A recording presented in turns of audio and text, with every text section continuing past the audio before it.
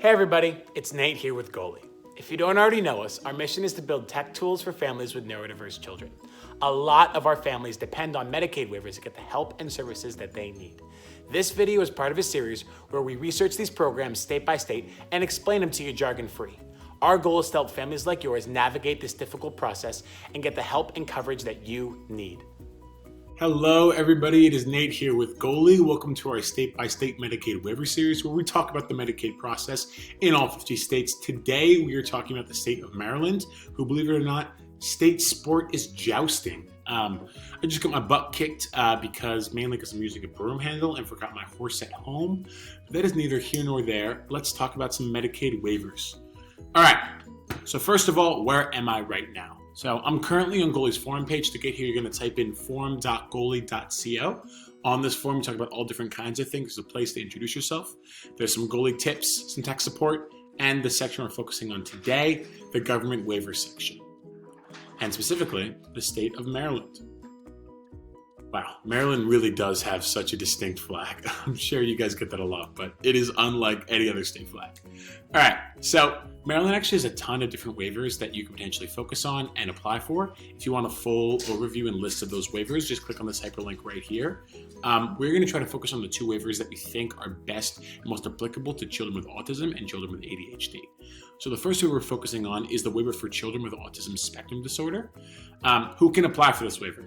So any child under the age of 21 who is diagnosed with autism can apply for this waiver.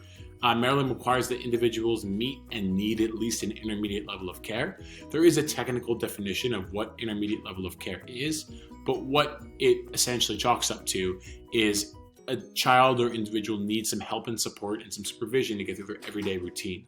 You don't need a nurse at your side at all times. You don't need to be hooked up and strapped up to heavily medical machinery. You just need some help and support getting through your everyday activities.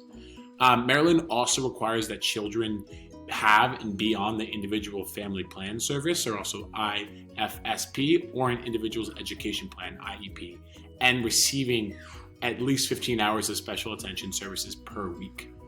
Okay, what are the income requirements? So income eligibility is actually based entirely on child income, not parental income. So your child should be eligible for this waiver as long as they're not bringing in $2,313 a month or have over $2,000 in assets, which should be the case. So what do you actually get with this waiver? So in addition to all other standard Medicaid services, here's an additional list of services that are provided to people on this waiver. And just for general information, assistive technology is part of standard Medicaid services. And so this is all just extra stuff in addition to some of this list down right here. All right, how do I actually apply? So unfortunately, the waiver is actually full right now, and there is a pretty decent long wait list. You can be placed on this wait list by calling this number right here and the waiver services registry. Once it's time for you to apply, you'll be contacted with more further instructions on how to do this, someone to talk to. But for now, it's just about getting on that wait list, unfortunately. All right, let's talk about the second waiver we're focusing on today, the community supports waiver. Who can apply? So this waiver is made for children and adults of all ages who have developmental disabilities like autism and do not need housing support. Maryland requires that individuals need at least an intermediate level of care. Again, like we talked about, there is definition for that, but it's essentially just support throughout your day. So the same eligibility requirements for income as the earlier waiver, $2,313 a month or $2,000 in assets for the child, not for parental. What do you actually get? So this list is a lot longer, and included is assistive technology and services. So theoretically, using this waiver, you could get your Goalie funded, which is great news. And there's additionally a lot of other services that are provided. All right, how do I apply for this waiver? So the way to apply for and get on this waiver and some other waivers offered by the Developmental Disabilities Administration is by following the instructions on this page right here. Once you click on this hyperlink, it will take you to a detailed list of what to do, who to call, helpful numbers to reach out to, and other helpful hyperlinks to click on. All right, so what does the Goalie team think of Medicaid's waiver process? So Maryland has a long wait list for all of their waivers.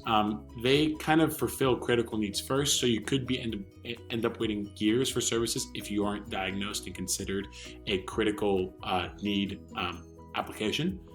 So what we recommend you doing is applying for these services and then checking out Maryland's low intensity support services, which is hyperlinked right here, to find out how to get up to $2,000 a year with no wait time. Obviously, this is not an ideal circumstance because $2,000 is not enough to cover everything that you potentially need and all these services that are required. However, it is not nothing. So if you're applying and waiting on this Medicaid waiver, waiting on the Medicaid waiver process to come through, definitely apply for some of those more immediate, lower cash benefit programs as well. So additionally, there are an incredible amount of waivers that provide varied and unique services. This is a good thing because it provides case-specific services for individual different people who require different medical needs. However, navigating this process is really, really, really difficult. And the main reason is because they're managed by several different entities like the Maryland State Department of Education and the Developmental Disabilities Administration. Make sure to contact both of these organizations, and they may end up playing a little bit of ping pong and bouncing you between each other, but those are the two main people who manage and deal with these waivers. So get in contact with them, and they should be able to help you and distinguish some of these waivers and which one is the best fit for you. All right, let's go on to our GOLI waiver scorecard. So in terms of website clarity and ease of navigation, we gave this a 3 out of 5. The website isn't horrible. Like I said, it's really, really hard to know who to contact and which website to go to because there are multiple entities operating these. So this is a 3 and a low 3 at that. In terms of access and requirements of qualification, we gave this a 1 out of 5. Anytime you have a wait list that can last for years, you can't get a good score on this. The whole point for these Medicaid waivers is to provide coverage. And if people have to wait for years, you're failing at the end of the day. In terms of healthcare coverage, we gave that a 3 out of 5.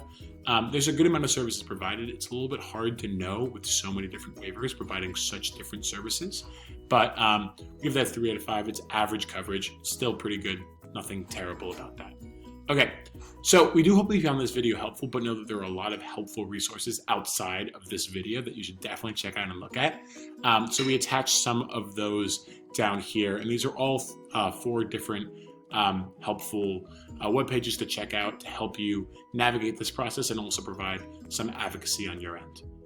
Additionally, there is, we provided some telephone resources of who to contact, such as the Maryland State Department of Education over here, the Developmental Disabilities Administration main office, and lastly, the Developmental Disabilities Administration regional office, which these are all helpful numbers to contact, at least people to reach out to and say, hey, where do I go? If they can't help you directly, they should at the very least be able to point you in the right direction. So definitely reach out to those numbers, check out some of these online resources, and good luck navigating this process. If you've gone through this process yourself and can add any color to our research, please share your experience in our forum. Your help would be greatly appreciated by families who are new to this. If you're just getting started yourself, don't worry. We're here to help. If you have any questions, ask them in our forum and we'll do our best we can to support you. And lastly, if you found this video helpful, let us know. Drop a like or leave a comment. We'd love to hear from you.